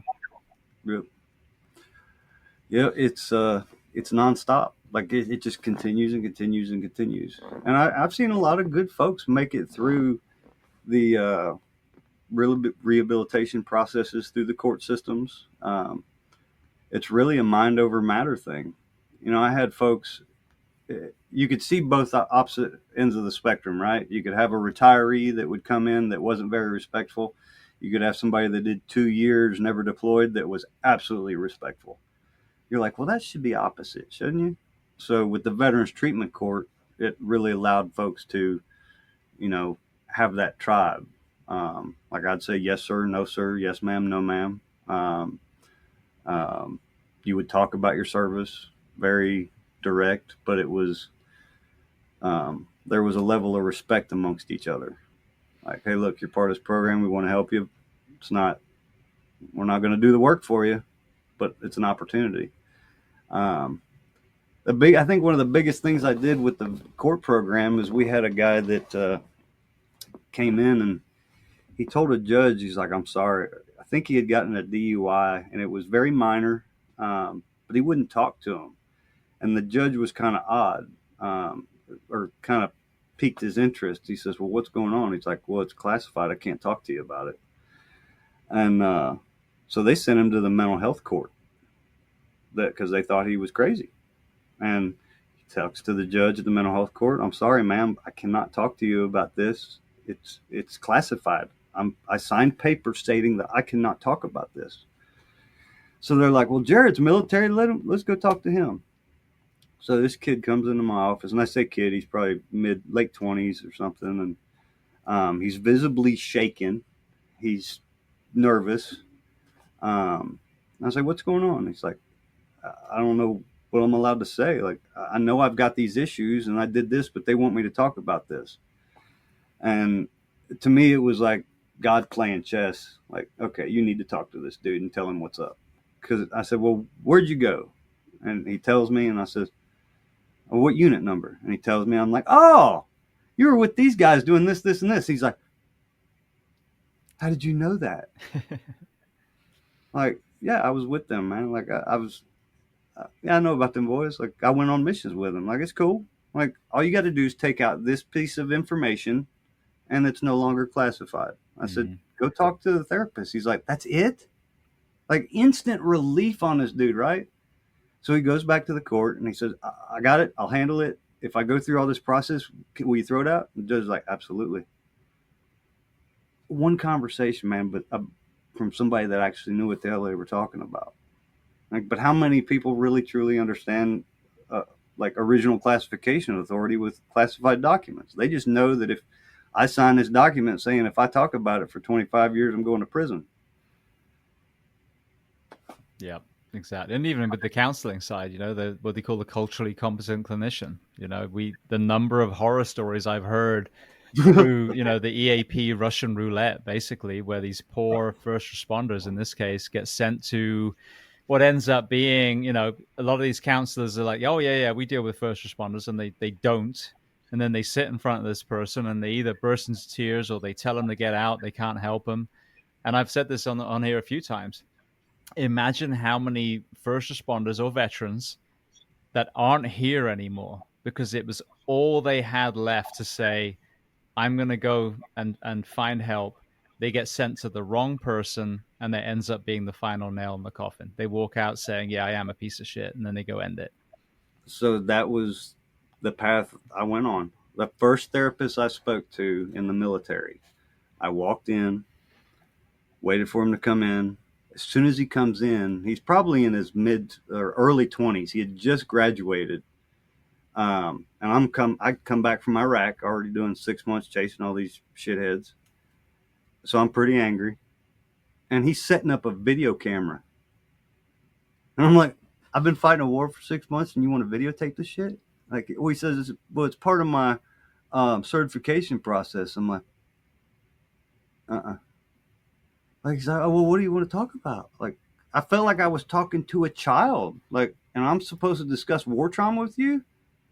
Like, dude, I'm going to have you in the corner crying here in about 10 minutes. Like, we ain't going to talk about the heavy shit.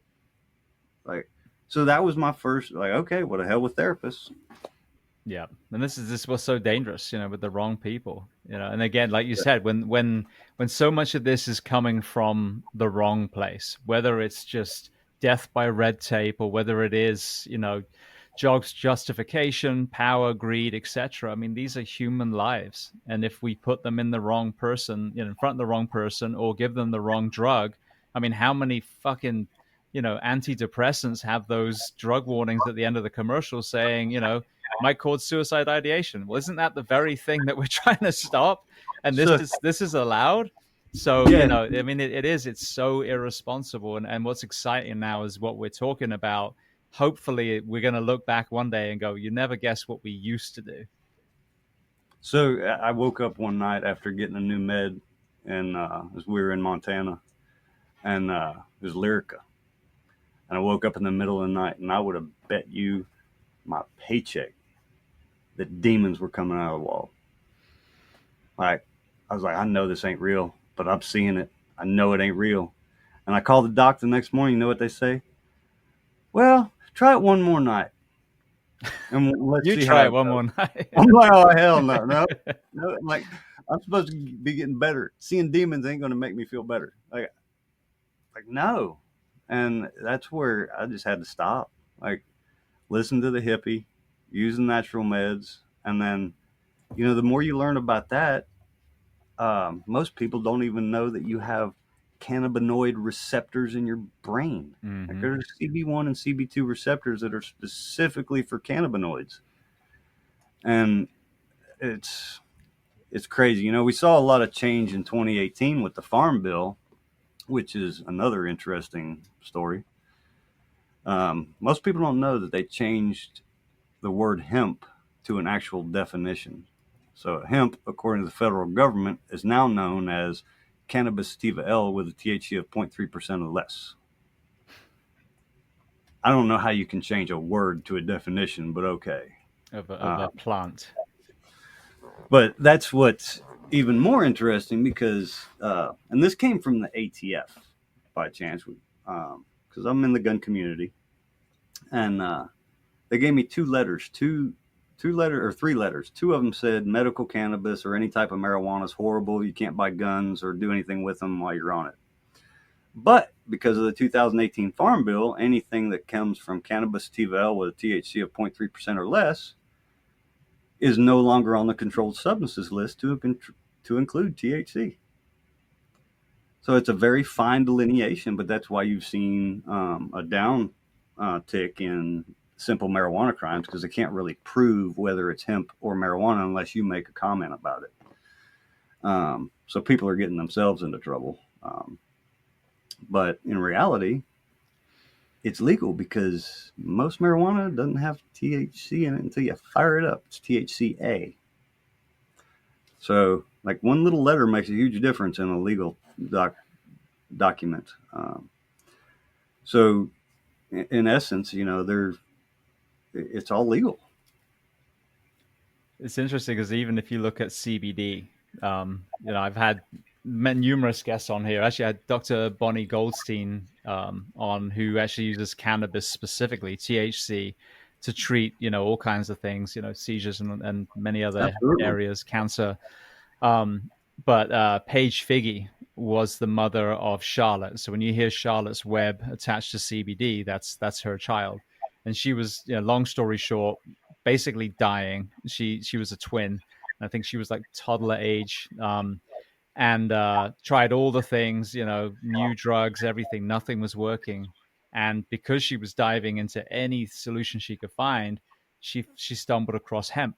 And so she had a company that she found that made her basically a CBD formula. They put it down the NG tube, and the child started getting better. And that was actually these horrendous seizures that she would get too. And Yep. she ended up living till I think it was 9 or 10. And ultimately, sadly, it was COVID. When she got febrile from COVID, she had seizures during the night and she'd passed away. But she was given, 8 years lifespan because of CBD. And if you look what's happening to the CBD world now, it's so hard for these people to sell online, to market, to do anything. And again, but you can get all these antidepressants, all these painkillers. Just go to your doctor, ask your doctor for, but God forbid that you get the essence from a hemp plant, not even a marijuana plant, a hemp plant that is demonized by the FDA at the That's moment. right. When I started getting involved with the legislative work, I went the first meeting I had with the one of the senior members of the Kentucky Republican Senate.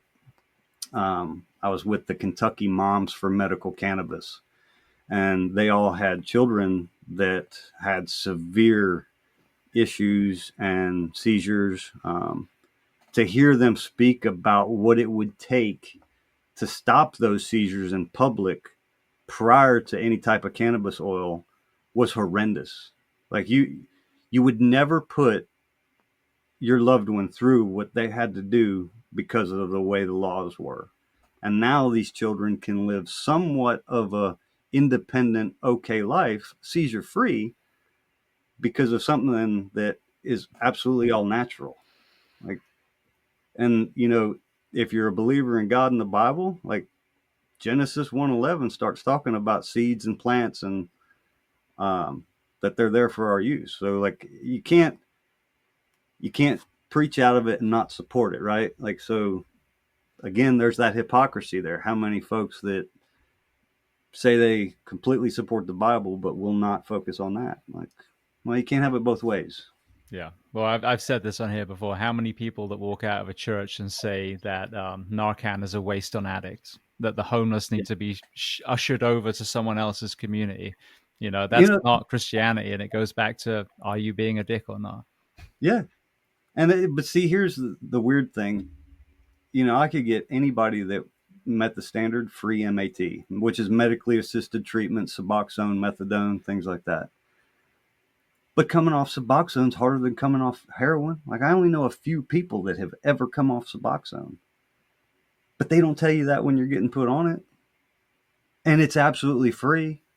Any addict in Kentucky can go get it for free. But guess what? If you've got a felony conviction for certain things, you cannot get a medical marijuana card in Kentucky. Crazy. But you can stay on your Suboxone, Well, even right? with ibogaine, I mean, that's the other, drug that we're seeing so much success. I mean, especially in the SEAL community, that was the one that seemed to have really kind of leaned into this first. But from a mental health point of view, it's phenomenal. But especially addiction, alcoholism, opioids, etc. They're walking out not wanting it anymore. And as you said, some of these, manufactured substitutes for opiates, they're not getting off it. It's just that, they're taking that instead of the other thing. But these people that are going and doing ibogaine and 5-meo DMT, are coming out with their receptors completely reset. Now, of course, there is work to do because you've still got to get to the thing beneath the thing. Why would you even take it in the first place? I think that's where there's a misnomer. It's not a magic Yeah. bullet. But if you want to take that pull of addiction away from someone and then give them the ability to heal, it sounds like ibogaine is going to be one of the most incredible plant medicines. That was actually one of the first ones I heard about because um, I'm very blessed to have had one of the coaches that started that special forces work with the ibogaine back in the day. Um, that's who kind of guided me with the psilocybin. But he gave me an example. He said, so the way the process worked is you prep for a few months, talk about intention, what you want to do. It's a very guided process. Then you go for a few days, and then there's a few months of follow up, possibly, a refresh in a year or so, depending on what you're processing. And he said, and this guy had the most extreme everything, like treatment resistant, medication resistance, absolutely no progress on anything. He did all the prep work. He goes in there first time, walks out, says, like, I'm good, guys. I just had a 6-hour conversation with God. Ready to roll. So they didn't have any follow up with him, but the guy's still good to this day, from my understanding. But literally, right after, like, okay, you tell me any of the efficacy rates for any of the SSRIs, Effexor, opiates. If you can give me above 50, I might even think about it. But I guarantee you they ain't there. No, no, it's really exciting, and as I said before, I think that we are on a revolution in so many areas. Like, there's a revolution in my profession when it comes to the work week, which is then going to lead to fitness standards and access to more mental health counseling and all things. And we're going to switch from trying not to die to forging performance in the fire service. That'll be the next step. And I think nationally, there's an awakening where people are realizing, no, we're not doing well. There's a lot of areas where we do need to fix. And there's a lot of people that made a lot of money on the deaths of Americans, tobacco, big pharma, sugar, et cetera, et cetera. So I find it really exciting that this conversation now, the plant medicine conversation, not just for mental health, for so many other things. Like, one of my guests that did ibogaine, she had, horrendous autoimmune disorders, and that went away after she started doing it. So People it's don't realize how your mind can affect your body without you even knowing it. And it's like your body is a process. Like, it's trying to work on all these little systems and processes. And if something's out of whack, it's not going to function right. Um, the second I started getting off the meds and started really researching everything, like, everything made more sense. I went TDY to Spain back in the day, and I'd forgotten my antiperspirant. I'd always been told you got to use antiperspirant so you don't sweat through your uniform, right? And I walk into a pharmacy in Zaragoza, Spain, and I ask the pharmacist, "You got an antiperspirant?" And he looks at me. He's like, "Ah, you stupid American." He's like, "Deodorant's right there." It's like, "That shit's cause you cancer." What? It's like, "Yeah, the aluminum. You're stupid putting that on you." Blew my mind. Like, that's all. It's all on the shelves here in the U.S. Like, nobody ever told me. And I used to get those lumps in my pits. Well, as soon as I stopped using the aluminum, they went away. Like, how the hell is that affecting us? Mm-hmm. Exactly. And it's everything. So then you start looking at what you drink and what you eat. Now I don't even want to go out to restaurants half the time because I don't know what the hell they're putting in it. Yeah, Um, but this is what's exciting is that you can start identifying it. You know, it's overwhelming when you look at all the things, but you can just begin. All right, do you use plastic Tupperware? All right, well, there's glass ones now in all the stores. Good. The like you said, the food. The types of water that you're drinking. You can just chip away. The Toms. I use the Toms antiperspirant. Actually, smells so much better than any of the shit cheap ones Yeah. that I used to get, and that has none of the parabens and aluminium and all the other things that we now know are bad for us. But people won't be able to remove those if they don't know about them. So as this kind of health revolution is gaining legs, firstly, people are going to be empowered to change the way they do things. And then hopefully the next step will be all the healthier stuff will actually become cheaper in the stores because you vote with your dollar, supply and demand. Dude, when I'm in a hurry or was broke, it's easy to go get the 2.99 cheeseburgers and power through versus the 5.99 or 6.99 mini salad that you can get. Like, well, if I'm a broke airman, I'm gonna buy the two burgers. Yep, People vote with their wallet, just like you said. Like, absolutely. Well, I want to throw some closing questions at you before I let you go absolutely. if you've got time. Yeah. All right. The first one I love to ask, is there a book or are there books that you love to recommend? It can be related to our discussion today or completely unrelated. Um. Yes, actually. I got a lot of buddies that have written war books, but the most significant book that actually helped me was a series by Lieutenant Colonel Dave Grossman. There's a lot of back and forth on him, but if you've ever been in his presence and listened to one of his talks, it's pretty powerful. Um, After I read his books, it had such an impact on me that I actually was able to obtain funding to send all my agents in Montana to one of his seminars prior to them deploying. So I know that they had that tool in their toolbox to figure out, how is your mind going to behave before, during, and after, a little bit more deeper than anybody wants you to know right off the bat. Um, but by knowing that stuff, you can prepare. And it's not for the faint of heart. Like, he's got a lot of research in there to back up his theories, and it works. We just did, I think it was our fourth conversation literally about 2 months ago. But I think he's fantastic. I mean, obviously on combat, on killing, those are very prevalent, but that's not my area, my profession specifically. The Where bulletproof mind. Yeah, that one. But then the assassination generation. I thought that was so well written on this violence in schools that we're seeing. And he was one of the first ones talking about violent video games. And I admit, I was one of the ones going, it can't be that bad. But then Yeah. when you listen to the psychology of the operant conditioning and the sleep deprivation and all these things that are, you know, feed into this, and then the side effects of psych meds, and then you look at these school shooters over and over and over again, they're the same exact qualities. So, I mean, he hit the nail on the head, and I wish people would take that book as a kind of Bible to be like, all right, how do we start reverse engineering all these issues so that we don't create these lone wolf, psychotic episodes in these children?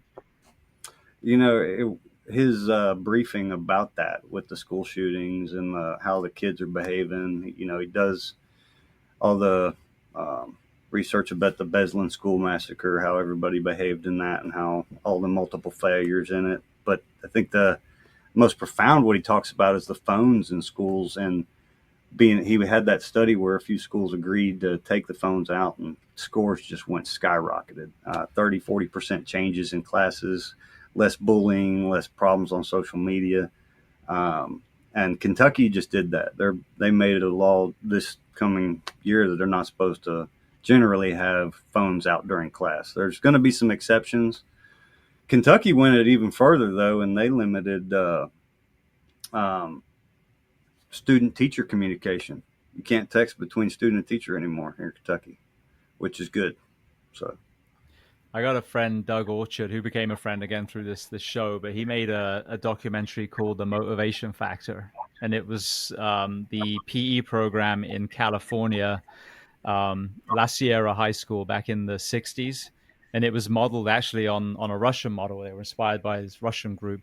And what they did is they had mandatory PE that the whole school did every single day. They put the kids into groups, and I'm sure they, initially tested them to find out that they were, similar ability.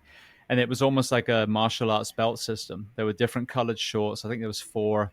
Um, and so what happened was the entire school got fitter. Now the top tier, they look like freaking Men's Health cover models. I mean, you watch the videos. And so if you wanted to have a baseball player, a football player, whatever, well, they just learned how to play the sport. They were already conditioned for the sport. But even, let's say the math class, or the clarinet player that wasn't really into the sport, they were still really, really healthy. But it was the same thing, that you just alluded to. Also, the test scores went up, the bullying went down. So you take away phones, you put in real food, you put in mandatory PE. I mean, you would revolutionize the health in this country. And that's exactly the conversation that should have happened after the pandemic. The fact that nothing happened, again, circling around to the beginning of this conversation, underlines that it was actually, there was no intent to make this nation healthier. But the answers are there. And I hope that that program and, Jamie Oliver's push for real food in schools, like all these people that have been fighting the fight, that we will turn, go full circle and go back to that. Because again, if you want to be a threat to other nations that maybe see us as the enemy, do you want what you see in Walmart today, or do you want La Sierra High School in the 60s? I know which one I want. Yeah. Well, I mean, it's a 1% club. There's only or I think 1 or 2% of people that even meet a military standard right now. Like it's the same for law enforcement and first responders. You guys have a hard time recruiting too and getting people that are healthy to come into it, because you're dealing with 20 years of improper upbringing. Not on purpose in a lot of ways, because people didn't know. No, product of the environment. Yep. Yeah. All right. Well, then that was a great rabbit hole, segue from the book question. What about films and documentaries that you love? Films and documentaries. I've really kind of diverted from anything realistic anymore. I love the ancient alien explorations now. So the dude with the crazy hair, and then researching a lot of that odd history.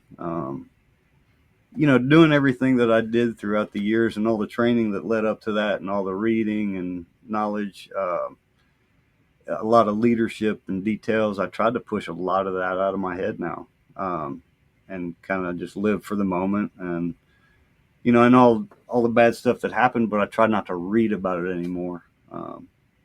Try to focus on, okay, what do I need to do? Where do I need to be at this moment to do whatever the universe or God wants me to do today?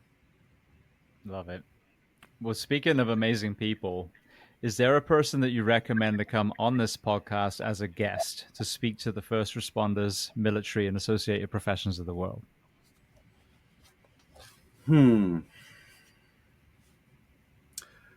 I really can't, because everybody's so tight-lipped in my world.